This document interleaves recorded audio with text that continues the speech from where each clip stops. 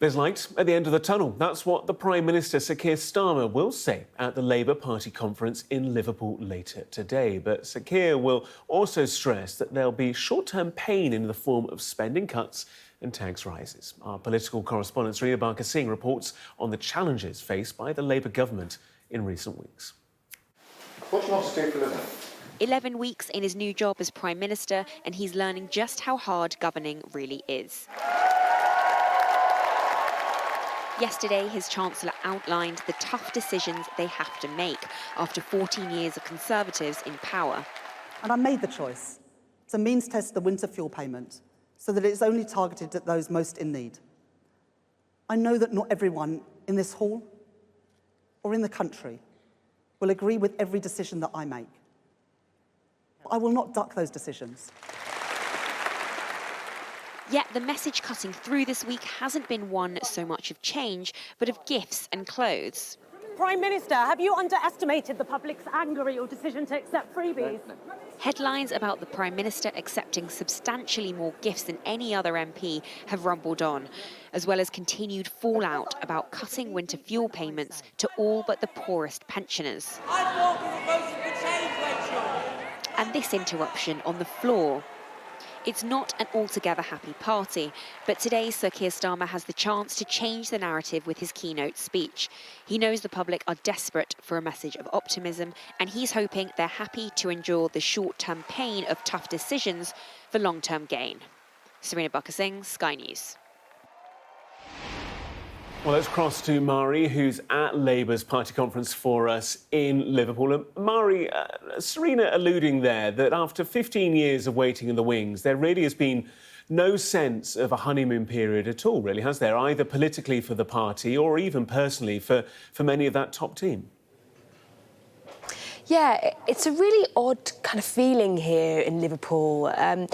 Speaking to quite a few Labour backbenchers yesterday evening, it's almost like you wouldn't quite believe it's the first 100 days of a brand new government, the first time they are kind of celebrating at their party conference. It really feels like we're in the kind of bogged down days of a government that's potentially been around for a little while and is starting to kind of flag. It's a kind of almost a wearisome tone here in Liverpool, which is really odd just in terms of where we are politically in terms of the timing. But really, today's speech by the Prime Minister, Keir Starmer, is really all about trying to have that kind of reset button almost. So trying to shift the dial from that kind of negative doom and gloom rhetoric that we've heard so much from him and from Rachel Reeves, the Chancellor, as well, and actually kind of maybe slightly trying to just shift that tone a little. We saw something similar from Rachel Reeves yesterday where, you know, at the beginning of her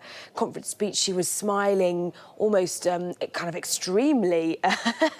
It was, some would argue, slightly bizarre, but, you know, trying to use the words like optimistic and ambitious. And Keir Starmer today is going to talk about, you know, as Sarina was explaining in that report, tough decisions in order to get this kind of level of national renewal. One thing that he's expected to say is talking about this kind of idea of a shared struggle for the kind of long-term good of the UK, as it were. And I think that will always be slightly awkward for the Prime Minister when you have that kind of context and backdrop of this freebie controversy, and therefore will people really feel like we're all in it together.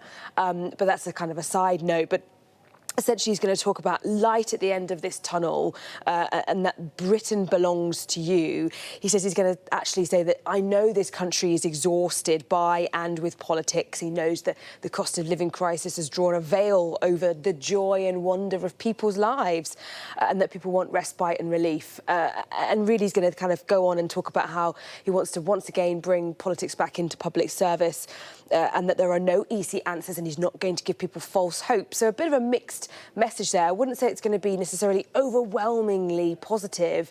I don't think people are going to be jumping for joy potentially by the end of this speech, but nonetheless, I think he's going to try and really shift that dial a little bit. Two things to watch out for. First will there be any protesters or hecklers like we saw in Rachel Reeves' speech yesterday? She was heckled by several people. And second of all, will there be a rabbit out of the hat? Speaking to some government sources last night, there's chit-chat about whether there might be something, a bit of a red meat, as it were, for the party faithful to boost morale, considering the tone of this party conference here in Liverpool.